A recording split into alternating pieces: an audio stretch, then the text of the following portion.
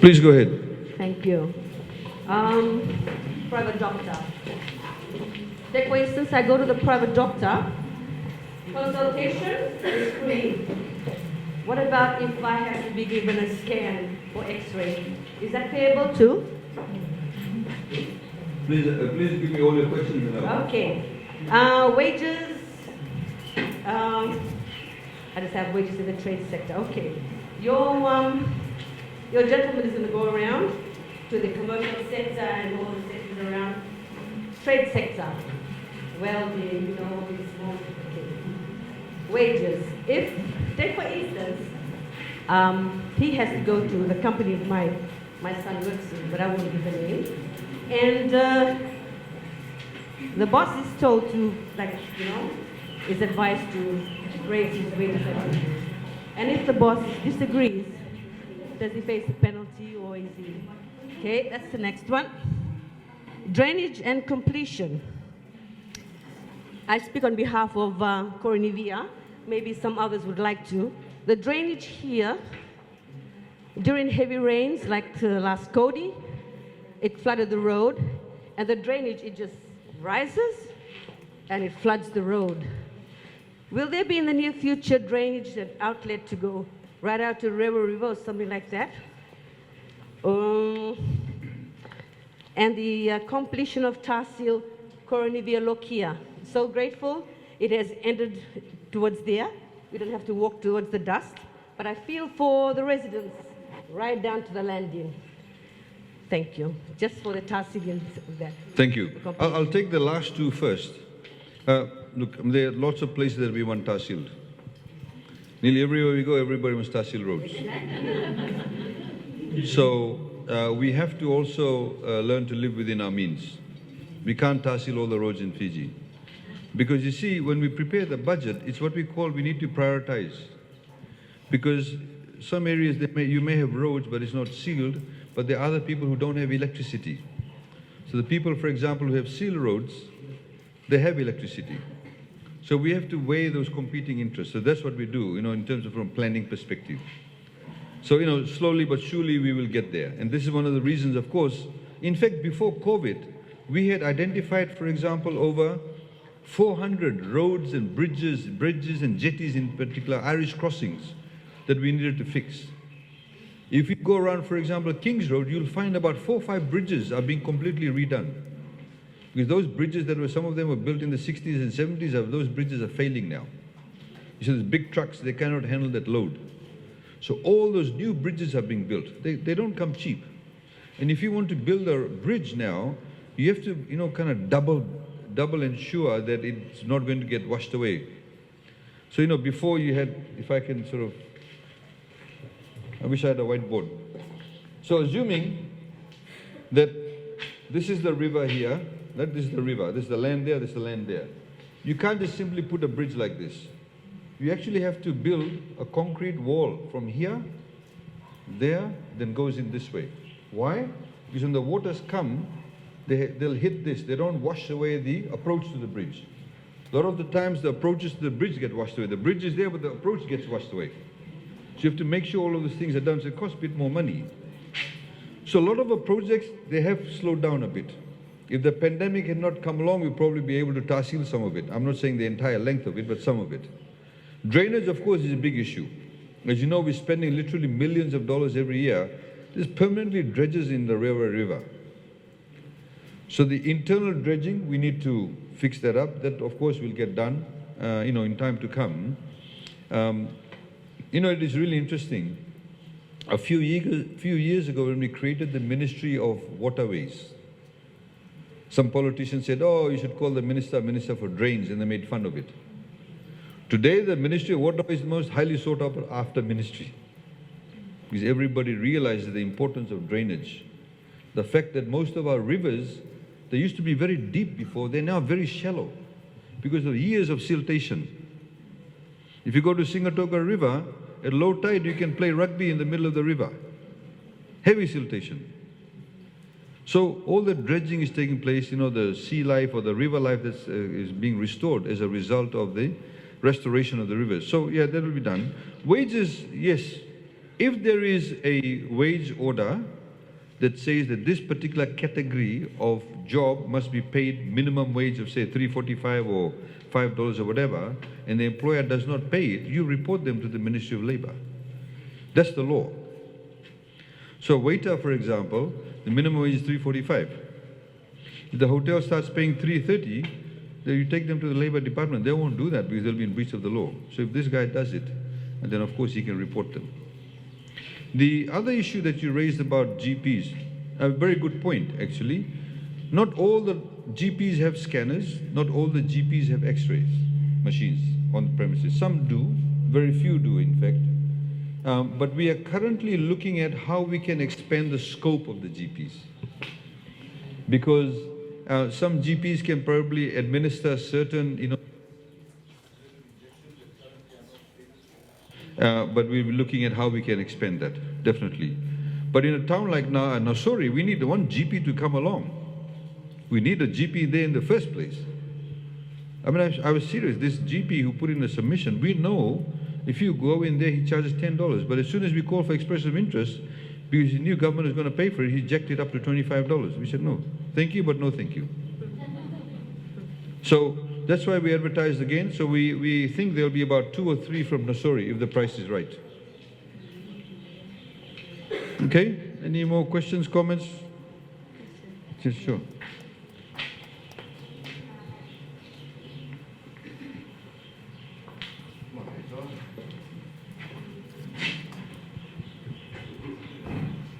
Thank you, sir. Firstly, I want to thank you for the awareness program you have done today. I think many of us were not aware what is happening in our government in Fiji. I think we have learned a lot today, whatever we have heard from you, sir. And the way you have explained us, that made us broaden our mind. And secondly, sir, we need this kind of awareness, at least in our community too, so that our village, our area people can understand how the government is running the country. My question is that, sir, we have a problem with our water. Every day, we don't get water from 9 o'clock till 4 o'clock morning. And the place where we are affected, if we have weddings or any religious functions, and that is the place where we are facing difficulty. And secondly, the bumpy road, we have the potholes. The only thing we have done so far is that people are complaining that it's too much dust coming and then people are getting sick, like asthma and migraines and all that. And the thing that when you do shopping, when you ask your taxi drivers to bring your stuff home, they denied to do that. They said, we don't want to damage our cars, we don't want to come to Waituri. That is the problem we are facing in difficulty in Waituri. And now what we have done, like we got a new advisory councillor in our area, community. And what we have decided, the feeder roads we have, we can get the assistance direct from the government. What we have decided to do, we have formed a committee, the feeder roads, even the main roads. So we have started to collect money from the user. And then we are doing some work there so that our road condition gets better.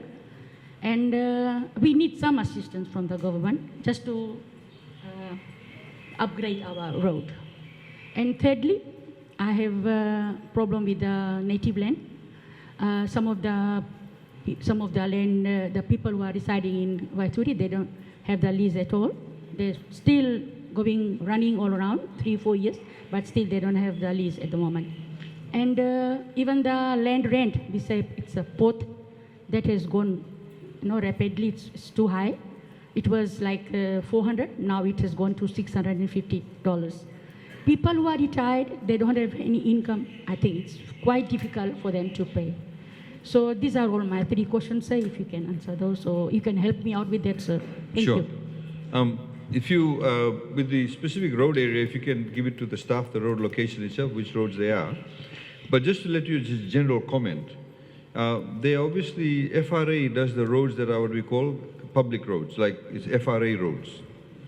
There are, of course, other what we call private roads that have become public roads, like everybody uses it. There are lots of that. You know, somebody has 3-4 lots, they just build a small road themselves.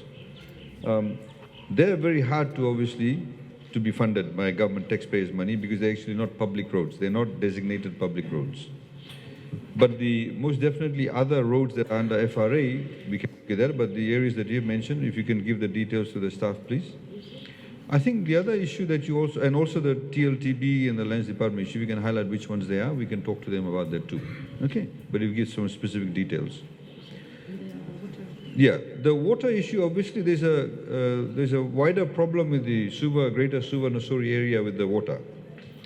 And the amount of water that's currently being produced under the current system is not enough to meet the demand. We have very old water systems. A lot more population has moved now between Suva and Nasori.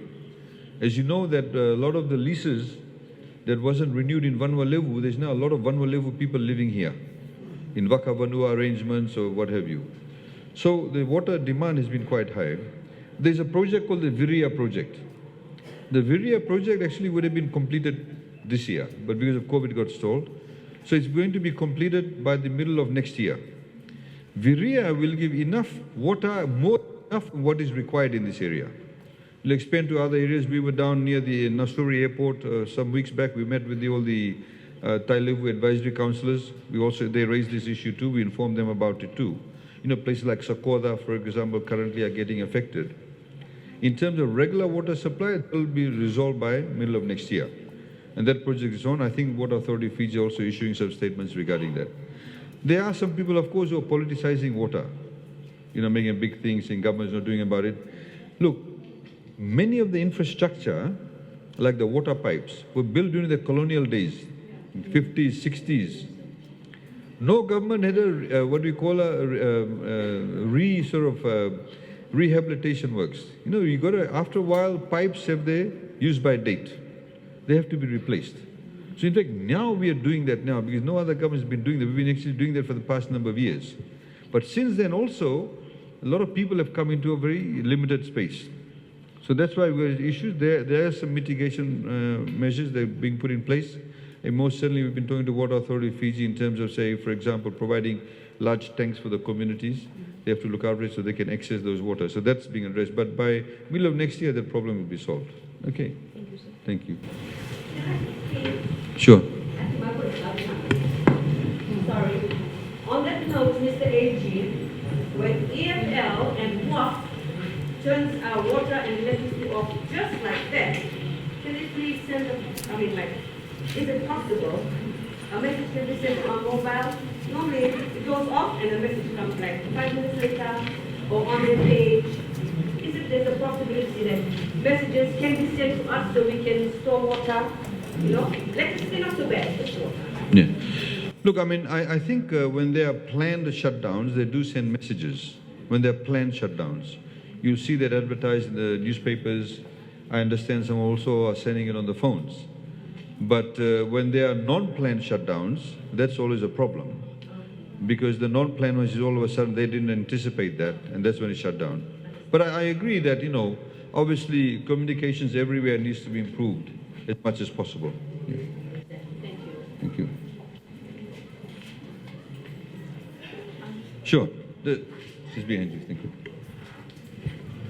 ठीक है, मैं हिंदी में बोलूँगी जी। क्योंकि हम आपको धन्यवाद देती हूँ अपने बहनों की तरफ से कि आप इतनी अच्छी तरह से हमारे काम हमको पैसा मिलता है 65 इयर्स के बाद में, तो हम उससे बहुत खुशी हूँ। मैं ये चीज़ बतलाना चाहती हूँ कि जो ड्रेनेज है, ब्लॉकेज है, जो हम एग्जिट रोड बनाते हैं, जो कैलवर्ट उसमें लगाते हैं, वो साइज़ का नहीं होता है।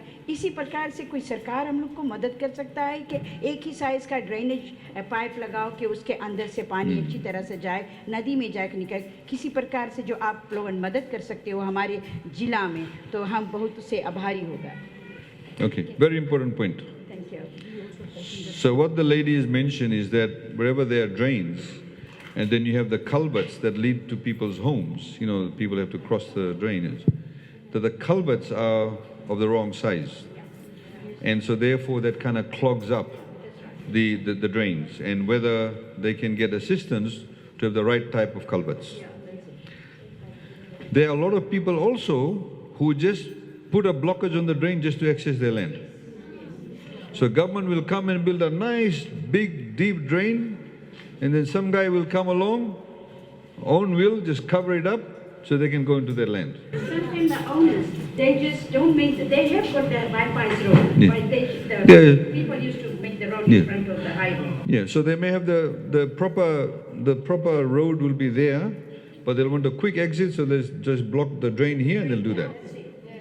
You see, I mean, this is a problem. So, okay, so the question I ask you, what's the solution? Do we make a new law and charge them? Right? You know what I mean? Or do people need to become a lot more responsible, civil, members of society? We should have some awareness to explain Yeah. them what is the important. Look, those people who block it, they know what's happening. Yes, that's right. They know what they're doing. Yeah. But they're just being selfish, Yes, that's right. fundamentally. I agree with your point. So, yeah. I'm talking too much, but don't worry. If I ever see someone do that, charge them, because it costs money to get those things done. Yeah. And if anybody should see someone doing that, I have a mobile phone, take a video and send it. Yeah. At the moment, there's no such law.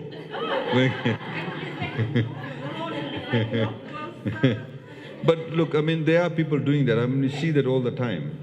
I mean, recently I was in the Western Division, and beautiful drains have been made, and we just see people just coming and covering it up.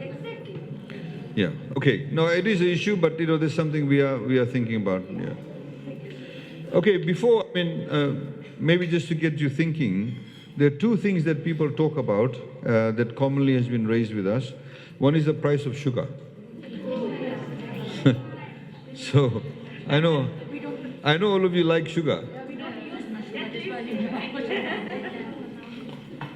The price of sugar has not increased or has not been reviewed for about 5 years. The bundle of dalo used to be sold 5 years, is still not being sold at the same price. Right. So why make an exception for sugar? The price that is increased, 70% of the price increase under the master award goes to the farmer. And 30% goes to the miller. And you see, at the moment, all of you who are growing vegetables, you don't get any subsidy on the price. Right? So today you sell it for $2, tomorrow you sell it for $5. For the sugarcane farmer, the world market price of sugar is about $62 to $63 a ton. But government has guaranteed $85 a ton. The difference, who pays? Government pays. How much does that cost us? $50 million. The fertilizer, we also pay that. We decide we pay that also for the sugarcane farmers, the subsidy.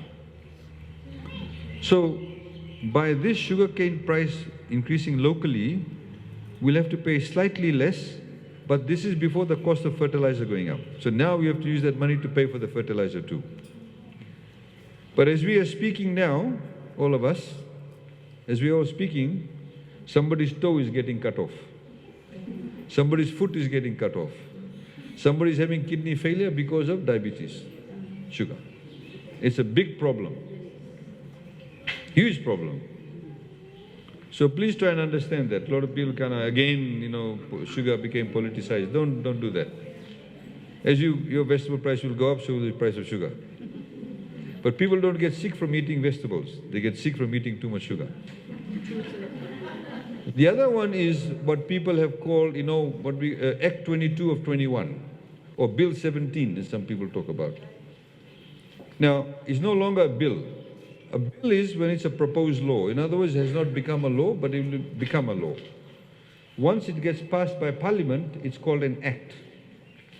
So that particular law they're talking about is Act 22 of 21. In other words, number 22 in the year 2021. So, assuming this is the Matangali, this is the landowner group. And this lady here at the back who's raising those issues, assuming she wants to lease the land from the Matangali. So before the law, this is what you had to do. If you wanted to lease the land, so assuming you want to lease 10 acres of land for agriculture purposes, right? 60% of the members of the landowning unit have to agree to lease in the first place. If less than 60% of the members of the landowning unit don't agree, you can't lease the land. So 60% have to agree. Then they have to agree they're going to lease it to you for what purpose? For agriculture. They have to agree to that. Then they have to agree for how long they'll give you the lease for. 30 years, 50 years, 75 years, 99 years. Because now agriculture lease you can get for 99 years. They have to agree for the term of the lease. Then they have to agree what premium you will pay. Not goodwill. Goodwill is illegal. Premium. Premium is they'll come and value the land. They said, okay, 10 acres of land for 99 years. TLTB will say, premium you have to pay is $20,000. Basically means how much money you'll pay to buy the lease. So they say $20,000. Then they have to agree how much yearly lease you will pay. How much a year will you pay? 500, 1,000, whatever it is. They are the 5 things that the landowning unit must agree to. They must give their consent before you can get a lease from, say, TLTB. That was before the law. What has changed after the law? Nothing. That still remains. That provision is still there. The landowners still today in Fiji, if they are to lease any land, 60% have to agree. They have to agree to what type of lease they'll give you. They have to agree for how long they'll give it to you for. They have to agree how much premium you'll pay. And they have to agree to how much yearly lease you'll pay. There's 5 things. Now, before the law, once you get the lease, right, they've given you the lease. You paid, the landowner is happy, landowner's got the $20,000, the premium, yearly lease they've agreed to. They've gone off. You got your lease. Maybe 6 months, 6 months or 1 year later, you want to now work on the land. You want to start your farm. Now you realize, you say, oh, there is no water. Government is about to run the water pipe, along the main road. I need water. For you to connect water to the land, you have to go to TLTB to get permission, get consent. Nothing to do with the landowner. Landowner's gone. Landowner never consents to water, electricity. You want to connect to electricity, you have to go to TLTB again, make another application for consent. TLTB can take 3 days, can take 1 year, can take 6 months. Consent. Then assuming that FDB is willing to lend you money to buy a tractor and all of that, you have to mortgage the lease. Again, you have to go to TLTB for their consent. That was before the law. After the law, that's changed. Once you get the lease, the landowner has agreed. Once you get the lease, if you want to connect water, electricity, or mortgage, you no longer require the consent of TLTB. That's what's changed. It has not affected the rights of the landowner. It's removed the administrative burden that you have when you have a proper lease to connect basic things like water, electricity, and mortgage. That was also the case for government land, crown land. You had to go to the director for lands once you get the lease for water, electricity, mortgage. That has also been removed. So basically, it's made Itauke land a lot more attractive. It's essentially meant that the landowner's rights are still preserved. TLTB does not have to give you consent because once you've got the lease, you can now connect it to water. It's made the Itauke land a lot more attractive. A lot more people want to lease it. They want to lease it because they're saying there's no more administrative burden. Because you got the lease, you paid it, you're paying yearly lease, you pay the the premium, you off and do your business. So what will happen, because you've got that done now, the value of the land around or your land will also go for the Itauke landowners. Because a lot more people will want it. If they want it, then they higher demand, you get a higher premium, and that's how they benefit. But once you've got the lease, you've got water, electricity, etc. If she wants to sell the lease, you have to get the permission for the landowners. If you want to subdivide the land, you have to get the permission of the landowners. If you want to rent it out, sublease it, permission of the landowners. If you want to put a shop there, right, and start doing business, you have to get the permission of the landowners. If you want to convert it from agriculture to tourism, you have to get the permission of the landowners. Or agriculture to residential, commercial, whatever, they have to consent to that. All the consensual rights of the landowners are still there. That has not changed. The only thing that Act 22 of 21 has changed is the administrative part of getting consent to connect water, electricity, and mortgage. So a lot of misinformation about this. And I think the only reason why it started was because the budget was really good last year. They could not find anything to pick with it, and they started this Bill 17 nonsense, essentially. So my point is this. It became law last year. Has any landowner today leased out any land without consent? No. It's become in the same way, before 2014, it was said, oh, in Marama, if you support the Constitution, all Itoke people lose their land. Did they lose their land? Did they live in reservations? No. Before 2018, they said Kandavu was sold to China. That was a funny one. But a lot of people believed it. A lot of people believed it. A lot of people propagated it. Kandavu, I'm happy to announce, is still with Fiji. Right. Now, same thing now. They're going on about Bill 17 or Act 22 of 21. Nothing's changed. So that's the reality. So, you know, again, when we have these economic discussions, people need to understand what is happening. We now have set aside money in the budget. We've been doing it for the past 4 or 5 years. Where any Itoke landowner comes to us, they want to develop land, we actually pay for the subdivision. Warembitia, Saweni, Vunda, Yandua, Namata in Tailevu, all of these subdivisions will be completed very soon. We had a very smart lady from Lawaki village, Saweni. She came to us, she went and leased the land from her Matangali. She came to us, she's got a scheme plan. She said, can you subdivide this for us?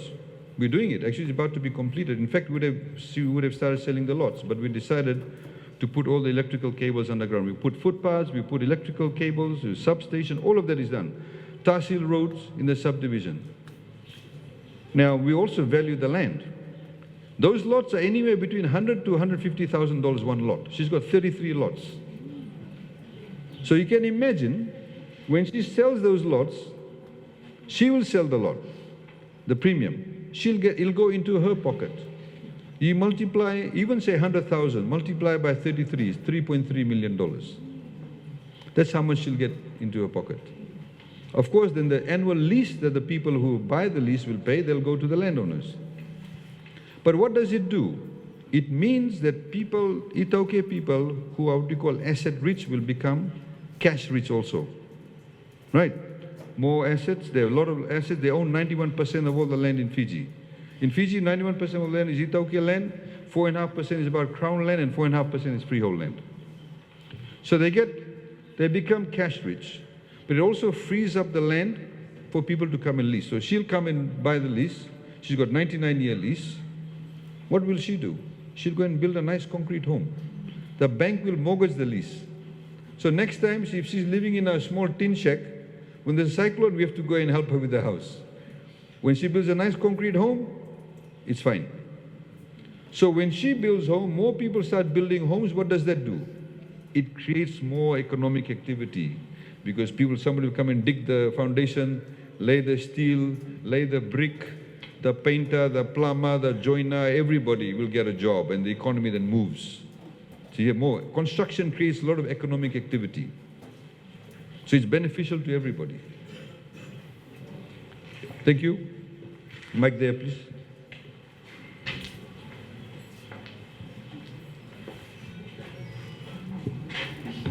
So still on that note, that subdivision, firstly I want to thank you for that impartation today about the knowledge. Sometimes we have ignorance about what is happening in the government. To my concern, I'm just a tenant over here. I'm renting to one of the freehold owner here. And my concern is, about 6 years ago, that was 2019, I applied for Housing Authority, that land, the Wilevu subdivision. And I went on Wednesday. And I was advised, and I was very disappointed, sir. I was advised that the Wilevu subdivision and Napani is on hold. The government is holding it. And we are here, we are so desperate to have a piece of a lot like everybody here in Cornevia. And I'm here, sir, raising my concern a desperate citizen needing a lot from that subdivision. I applied for that 28,000 lot without a house. So I was looking forward to that.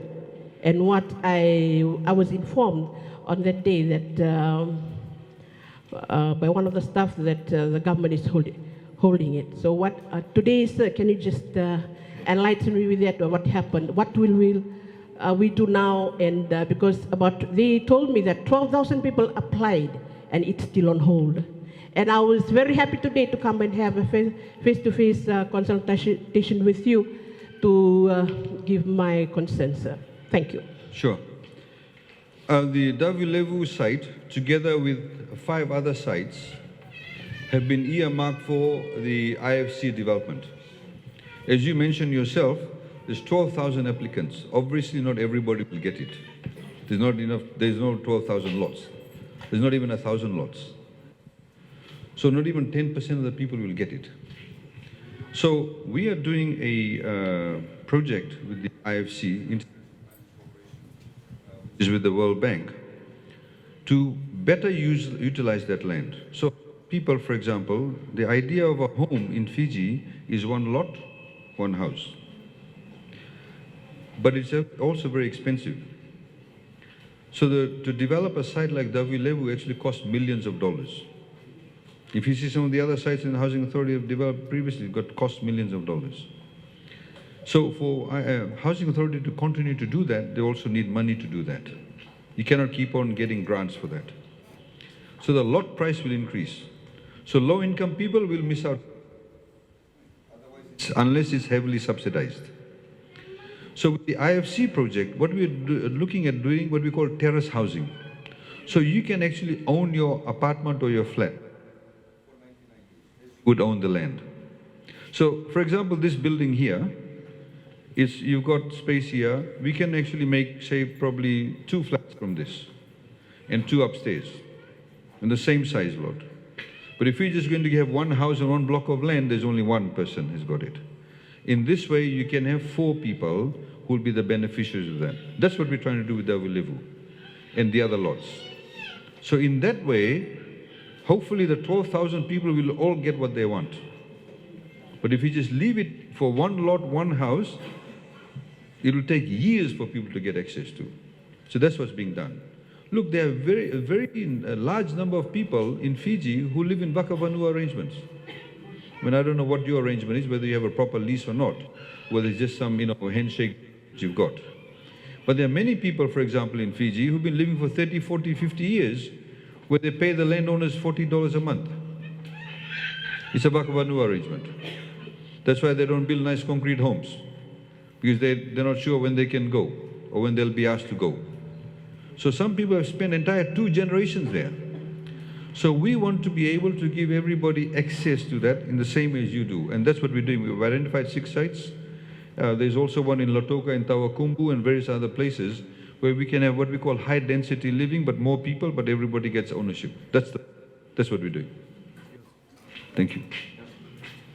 Yes. Good day, everybody. I don't have a complaint over here. I have a suggestion for the government that on behalf of Davilevu, I just want to suggest if each commissioner's office can be provided with some money for emergency funds. Like we had a few funerals in our area where the heads couldn't go into that road where the body was supposed to be taken to home, and they were not able to take the body home, and they went to elsewhere. So if there is a emergency fund at Commissioner's office, they can put some gravel there, and at times there is a wedding, even then the people cannot go in that road. So if we have emergency funds, then Commissioner's office will be able to do that. And another thing, say, for the motorist from Nasese to Rups, Big Bear, it's 50 zone at the moment. So if that can be increased to 60, because there are a lot of bookings. I know there are traffic in the morning, in the afternoon, but during day, the roads are empty. So people need to go and they need to do their work. So if the suggestion can be taken on board, thank you, sir. Thank you. We note your points. Anybody else? Is somebody over there? No, the gentleman over there. Oh, maybe you might need to go on the other side. So, Thank you, sir.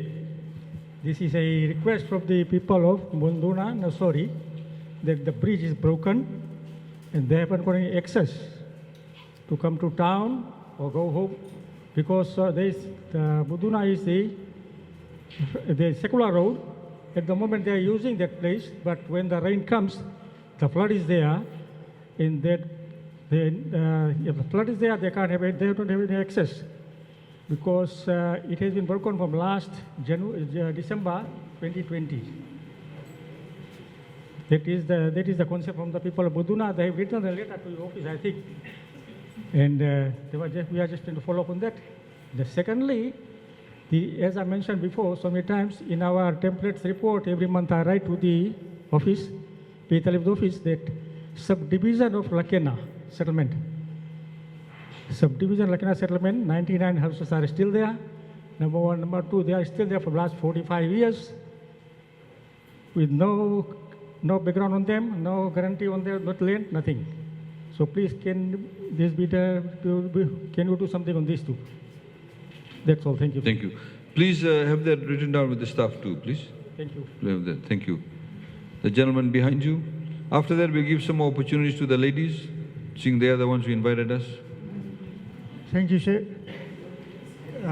मैं हिंदी में बात करूँगा अभी last week Sunday के हम nursery health centre गया बीमार रहा there is no tablet No? Even no tablet no Panadol Oh.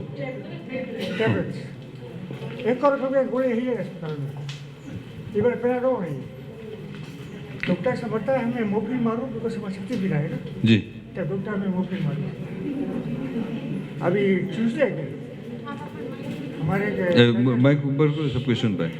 हमारे कजन बीमार था उसके हार्ट मारिश ले गया अस्पताल में लोग 125 लाख की जगह केमी से गोली लिखा हुआ है अस्पताल में कुछ नहीं है और यहाँ मिनिस्टर हुआ है बताया ये वो है कुछ नहीं है कौन मिनिस्टर बताए ये हुए? वो है minister for health last year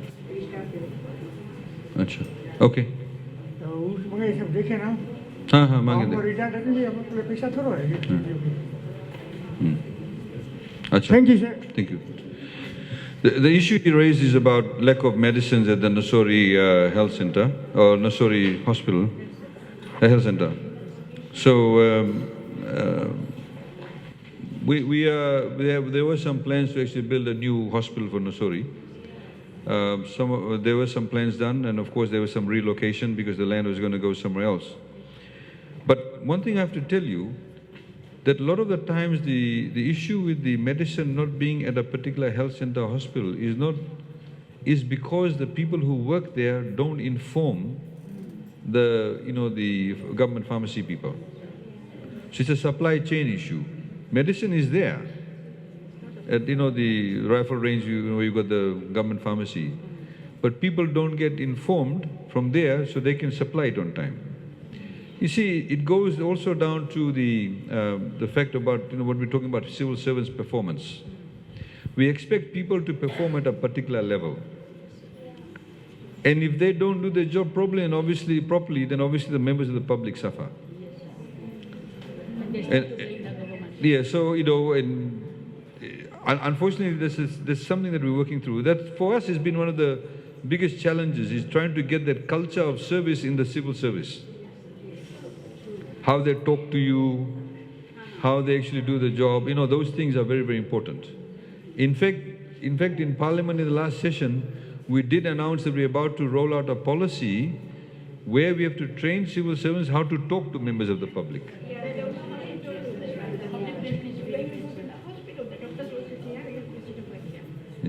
What happened? They never touch you, they never ask you anything what had happened to you. Yeah. Only Panadol, amoxicillin. That is the tablet they give you in the hospital. Yeah. So, I mean, again, you would expect them to do the right thing. I mean, you know, one of the things that we're actually rolling out now is trying to get civil servants, when a member of the public comes, whether it's the doctor, whether it's the nurse, whether you go to Lands Department, whether you go to Ministry of Justice, BDM, is, what do they call you? Do they say, sir, how can I help you, madam? Right? No, I mean, that's the way it should be. This is please take these tablets, this for the itch, this for the throat, whatever. You know, have a good day, thank you very much, please come back to us in 3 days' time. So one of the things that we are saying, and we've said this publicly many times, also in the civil service meetings that we do have, I said it does not cost you a single cent to say that. Right? But it gives you a good experience. Yeah. So you go to McDonald's, they say, excuse me, madam, how many burgers do you want? It's true. It's a very basic issue.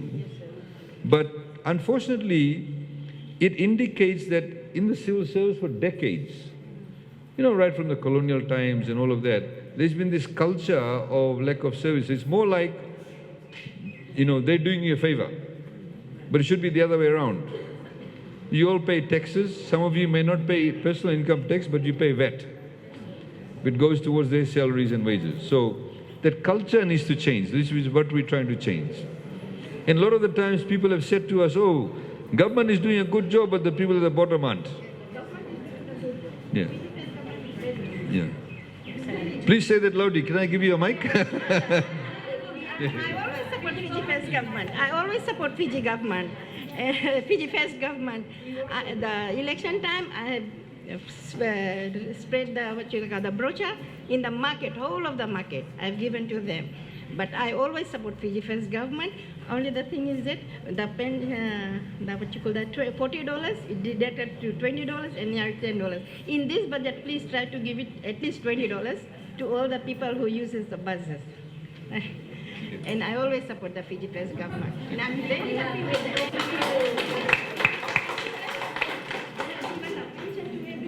We are not getting any money from the Fiji care when the husband or anybody passed away like us. The husband passed away, I received the money from Fiji care. Right? And my husband only receiving $100 every month. Yeah. It never happened.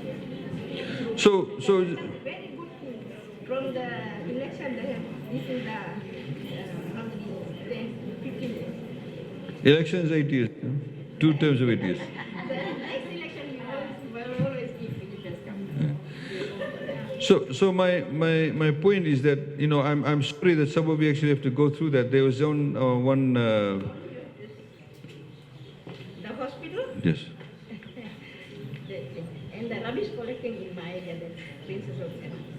Okay. So for us, the civil service delivery of service is very important, because it also, you know, sometimes, you know, it makes people. If you talk to people with respect, you'll get respect.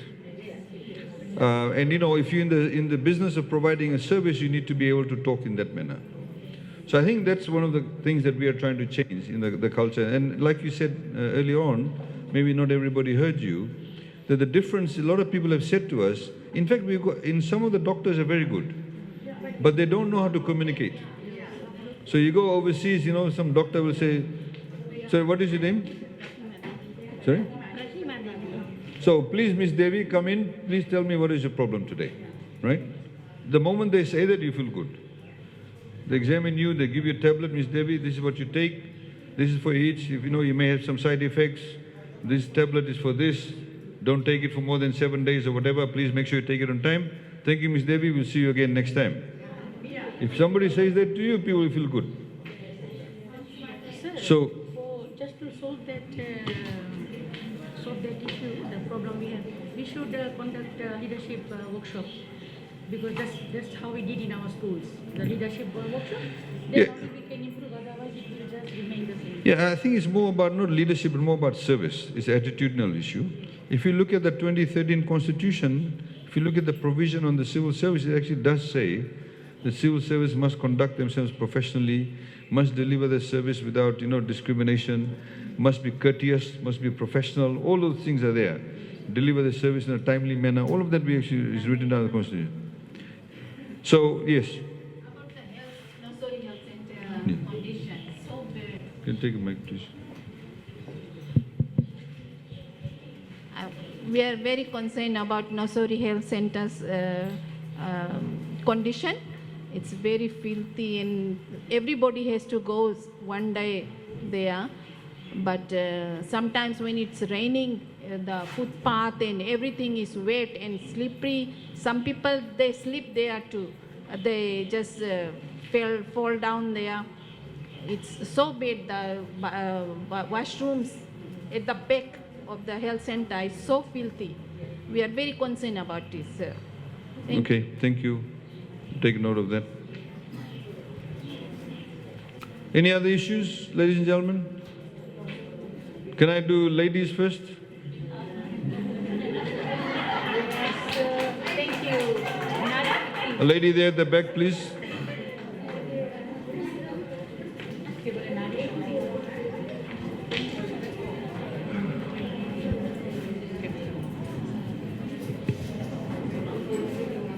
Yeah, Bulavinaka, thank you, Mr. Khaiyum, for that interesting story about the woman who leased the native land for the purpose of subdividing. Eh?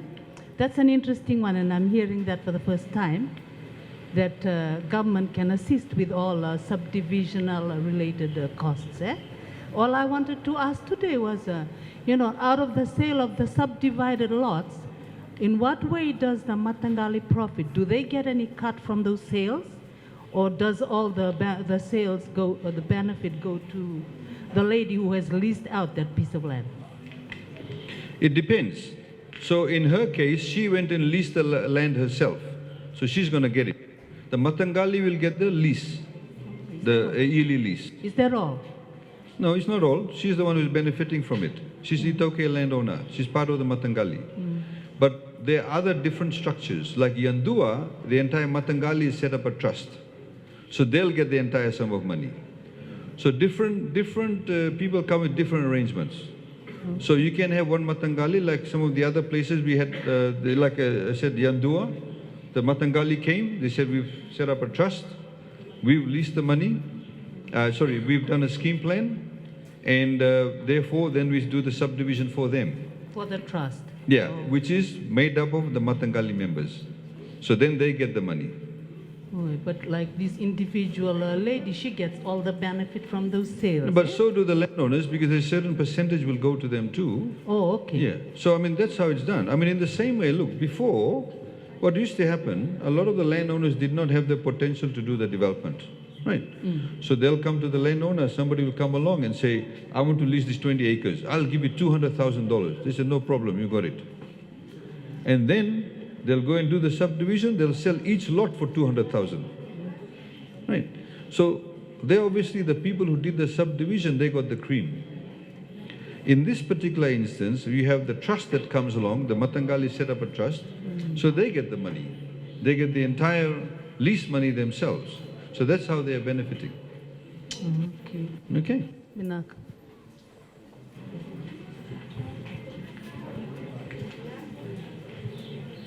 It's just to highlight that point. The individual Itauke people who owned Class A shares in Fijian Holdings before, they got the more dividend than the Class B shareholders. Of that or not? Individuals, they got the benefit, they got a higher dividend, paid from Fijian Holdings. And then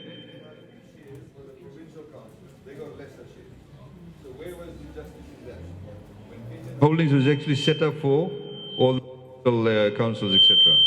Of course, the Prime Minister then changed that. Whether the individuals or they owned by the provincial councils.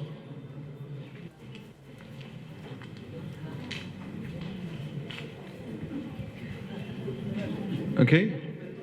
Please.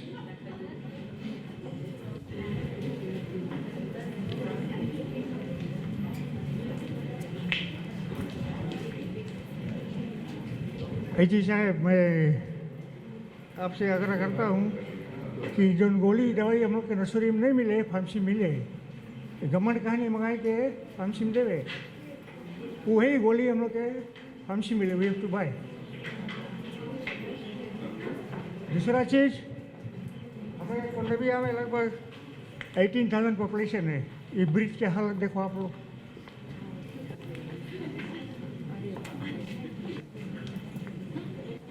ये इतने में आपने बताया. Acha. So the two issues he raised with saying that the drugs aren't available at the Nasori Health Center, but they're available at the pharmacy. So why can't it be available at the health center?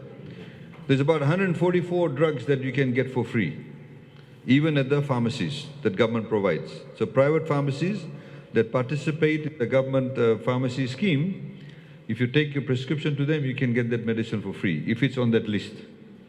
I need to find out how many pharmacies in Nasori are actually participating in that scheme.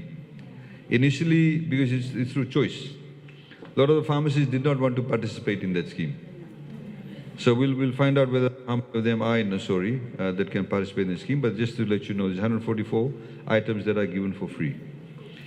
He talked about the condition of the bridge. He's saying there's 18,000 people live here. And then he said, look at the condition of the bridge. Okay. Thank you. Made a note of it. Thank you. Gentlemen at the back there, please. Please come forward to the mic so it's easier for these people. Thank you.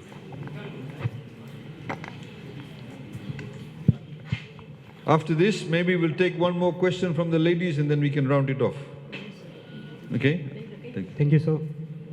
I am a taxi driver from Nasori. I came from number 110 taxi stand base. We have some major concerns about base. We don't have like a permanent base. Like we are standing there for 3 hours, 4 hours, then we get a job, no income. So we are requesting for a proper base or combined with other bases to increase our sales. Like, can you just remember that when vacancy, when the market stand, we're having a conflict, 12 o'clock night, you came and solved that problem. Yes. So you can come and solve that one for us. Yeah. LTA, we've been working with them in the open base system. So very soon the open base system will start. That could solve a lot of the problems. And with the open base system too, FRA is working together with LTA to try and get more bases created around the town area and various other places. That'll solve the issue. Okay. Please.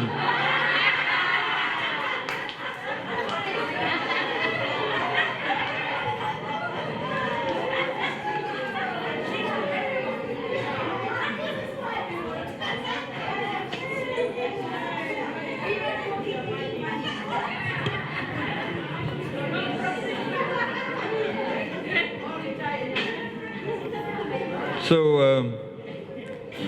360, first round cost $106 million. Second round cost $87 million. So that's a lot of money. If people are getting their jobs back, economy is opening up, more money is floating around. No, we don't buy votes. No. We don't buy votes. No.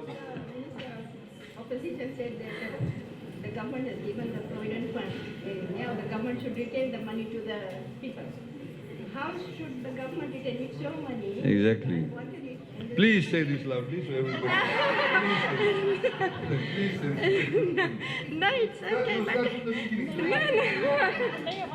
This will make a lot of sense. Please. no, it's okay. I'm just telling you that it is the truth. The opposition, somebody said that.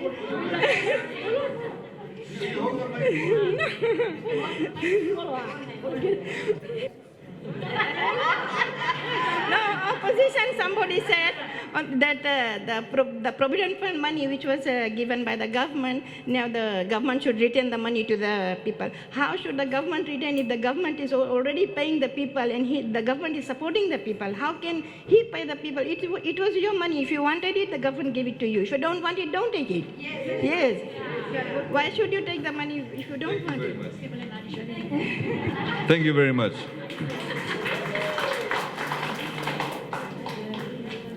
Any other sensible comments to be made? Yeah, no, yeah. Thank you.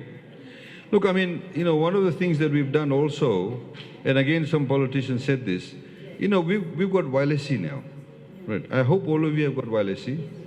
The set-top box we give for free if you earn less than $30,000 a year. Now, wireless actually gives you access to all the TV channels, and it's free. We've connected people, we spend literally millions of dollars, so you can get access to information. You can see the parliamentary channel, you can see the 3 channels of Fiji TV, 3 channels of FBC, there's a religious channel. We also had the educational channel when the schools were locked down. So this is, access to information is actually empowerment. And we want people to actually, get over that ignorance. So I think there's a particular level of responsibility we all have as individuals to please get the information. You go to the government Facebook page, you'll get all the factual information. You go to One Mind, One Goal and all the stupid Facebook pages, you won't get the correct information. Seriously. Because you have to be well informed. Sometimes people in Fiji like drama, Oh, somebody did this, somebody did that. I mean, we had such ridiculous comments being made, people from overseas, politicians' sons and other people saying, oh, PM is dead, he's like a vegetable. How un-Fijian of them to say things like that? And then questioning that. So these are the very people who are now saying, oh, this happened to him, and now they want to tell you something else. How can you believe them? You can't believe people like that. You can't believe people who, for example, say, just for they're saying that about the FNPF, just so somebody says, oh, I'll do it for you. They say, oh, they can get my vote. That's precisely what they're doing. What have they done before? Before the Fiji government, what have they done? Nothing. When we start our campaign, can you come with us?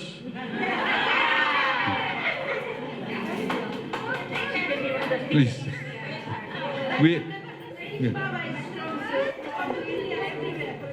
Yes. No, of course not. Of course. Somebody actually phoned me about that person, and they said they bought lots of land in Ba.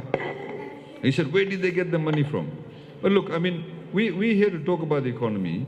We want to tell you what it is. So when the budget is delivered on the 24th of March, you have a better idea of what we have to grapple with. What are the things we have to balance? There are lots of things. Like the example that I gave on this, when people say, okay, 360, when we do the calculation, we also have to know how much it will overall cost. And remember, this 360, all of this was only given to people in Viti level. Nobody from Banwa level got the 360. Unless you were in FNPF,